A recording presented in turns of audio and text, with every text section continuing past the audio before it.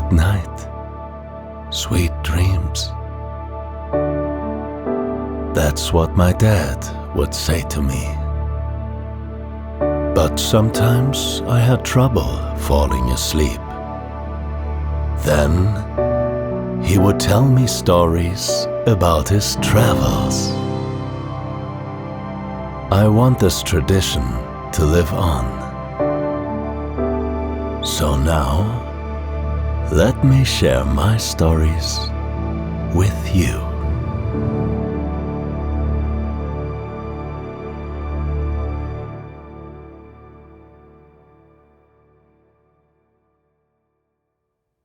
Hey, chicos, chicas, cocoloco. The man's voice cuts across the tranquil atmosphere of the Caribbean coastline like a machete slashing through the undergrowth of a jungle. For a moment, it pierces the blanket of gentle waves, sunbathing, and light reading I've wrapped myself in. Even the salty scent of the sea fades into the background for a split second. I look up from my book and turn in the direction of the words. Cocoloco, delicioso, saludable. A middle-aged man with a bushy salt and pepper beard and a blue baseball cap trudges cheerfully over the bright sand. The sleeves of his faded coral shirt are rolled up to his shoulders, his khaki shorts fluttering in the breeze. His bare feet traverse the beach with practiced ease, and behind him he drags along a green wheelbarrow that's filled to the brim with coconuts. The wheelbarrow looks heavy and the sand hard to navigate. But if the man is struggling at all, he doesn't let it show one bit. His shouts are full of good humor and tinged with the sound of a broad grin. Cocoloco, chicos, $5. His performance is a great success.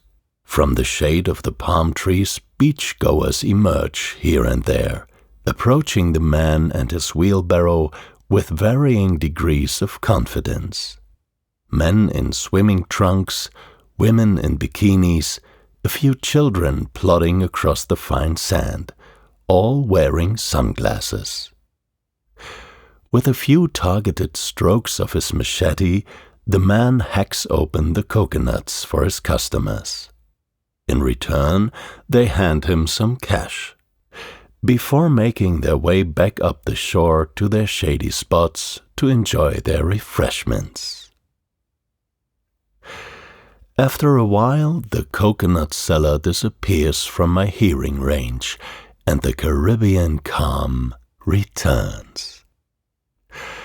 I go back to my sunbathing, soaking in the vacation atmosphere just as much as the warmth of the sun itself.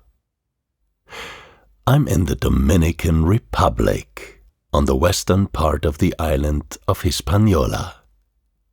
This Spanish-speaking country is one of the Caribbean's top destinations.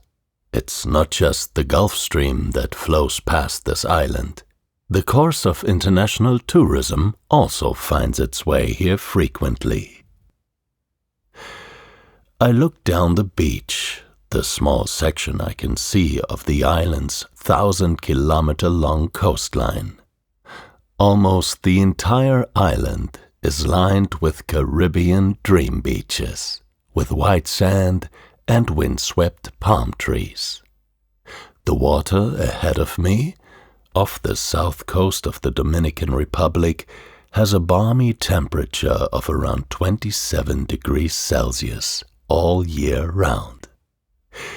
Even if this place was packed with tourists, I wouldn't want to miss out on such a paradise. But fortunately, the beach here is so spacious that we can all be nice and spread out. It helps, of course, that I'm here during the off-season. The distant chatter and children's shouts are part of the island's atmosphere, adding a pleasant liveliness to the slow, peaceful pace of beach living. I enjoy the way they meld into the sounds of the wind in the trees and the rush of the waves. The clear water of the Caribbean Sea is so bright that I can barely make out the horizon where it meets the cloudless pastel sky. I opt to close my eyes instead and listen to the waves wash onto land in a steady rhythm. I try to focus on it and figure out which is louder, the water when it approaches, crashing against the beach, or the water when it recedes, dragging the sand back out to the sea with it. Only in a place like this would I have time to indulge in such deep existential questions. Even after quite a while of listening and thinking, I can't come to a proper conclusion. It must be the distance, I decide in the end. My seat in the blazing sun is simply too far away from the water. So I get up, very slowly. The pace at which I gather together my belongings, placing them haphazardly in my canvas bag, is approximately comparable to that of 100-year-old sea turtle. I make my way down to the water at a similar speed, looking forward to reaching it, but in no real rush to get there. My movements feel heavy with a weight of relaxation, like I'm a sun-drenched lizard who stayed out in the daylight for just a little bit too long. The water is as warm as a bath, and I walk in until it's up to my knees, the incoming waves just barely missing the edge of my shorts. I hadn't planned on swimming today, but I may have to come out again later to do so. The sea rolls around my legs, coaxing the burn of the sun and sand out of my skin. I let it massage me for a while, my deep existential question long forgotten. After some time, perhaps minutes, perhaps days, I turn and begin walking along the water's edge. The breeze flows around me, entering into a light-hearted battle with the sun, one heating me up, the other cooling me down. I've been diligently reapplying my sunscreen all day, as my almost empty tube of Sun Protection 50 SPF can contest. The distinct smell of sunscreen mingles with the sharp salt of the sea, the marine aroma of the sand, and a subtle hint of coconut. The waves lap against my ankles, and I keep my eyes on the wet sand, on the lookout for pretty shells, smooth stones, or pieces of sea glass. Both the water to my left and the sand to my right are almost blinding in the way they reflect the sun above. But this strip of darker sand, where the sea washes in and deposits interesting little curiosities, is perfect. I lean down every now and then to pick up something for my growing collection, a spiral cone-shaped shell of pure white, a perfectly intact sand dollar, and a few colorful rocks in nice shapes. I rinse them off in the water before placing them carefully in my bag. At one point, I spot a beautiful snail shell, with a black and white pattern I've never seen before, but that vaguely reminds me of a warped chessboard. I crouch down to pick it up, eager to add it to my bag of treasures, when it suddenly moves. A tiny hermit crab peeks out, appears to look at me in alarm, and speeds off into the waves. I feel just as surprised, and am somewhat stunned as I watch it disappear into the foaming sea. I decide to quickly double-check that none of my collected shells have living beings inside them. Then I gather myself together, wish the little hermit crab all the best, and carry on. Rays of sunlight sparkle on the surface of the ocean. They remind me of the magic I felt as a child when I played with a kaleidoscope. I squeeze one of my eyes shut and form my hands into a tube in front of the other. It's as if I'm looking at the world through a diamond. The glitter of thousand-fold refractions dances on the waves. Points of light appear to leap from place to place, hopping about like the fleeting pops of a sparkler. Below it all, the water shimmers invitingly in its warm, greenish-blue tone. A sound that doesn't quite fit in with this magical atmosphere pulls me back to reality with a jolt. A strange, almost metallic squeaking seems to be making its way across the beach in my direction. I turn around and find it's the coconut seller with his wheelbarrow. It's completely empty now, a fact the man seems to be quite satisfied about. He pulls his green wheelbarrow through the fine sand, his machete safely tucked away in a loop by his hip. He catches me staring and tips his hat at me with a cheery grin. He continues pulling along the wheelbarrow one-handed, as if it's a natural extension of his body. I suddenly find myself wondering where he's headed, now that he's sold his entire stock. Curiosity gets the better of me, and I jog up to him to ask, my limbs creaking from the abrupt change in pace.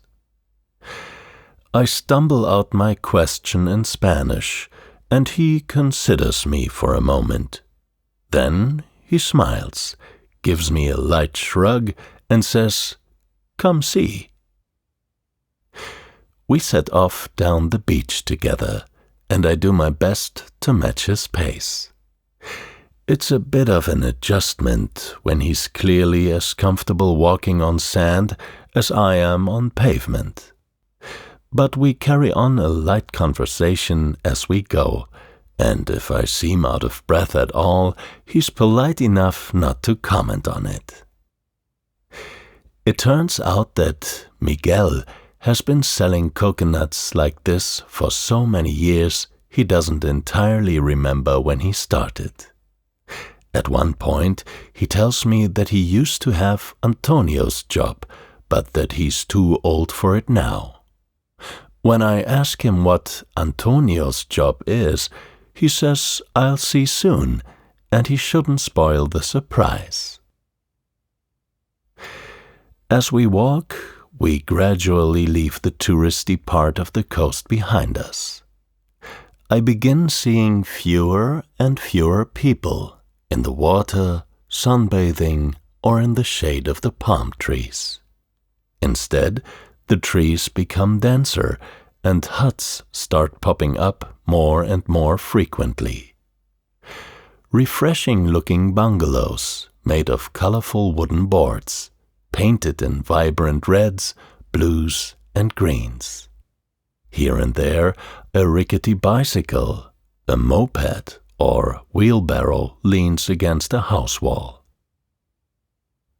Finally, Miguel slows down and turns away from the water to head up to the tree line. A young man in Bermuda shorts and a sporty-looking t-shirt gets up from where he'd been resting against one of the trees. Miguel calls out to him, and I realize I'm about to find out what Antonio's job is. He nods to both of us briefly before turning to gaze up into the treetops. Miguel pulls the wheelbarrow into the shade of another palm tree and waves me over, cautioning me to keep a safe distance.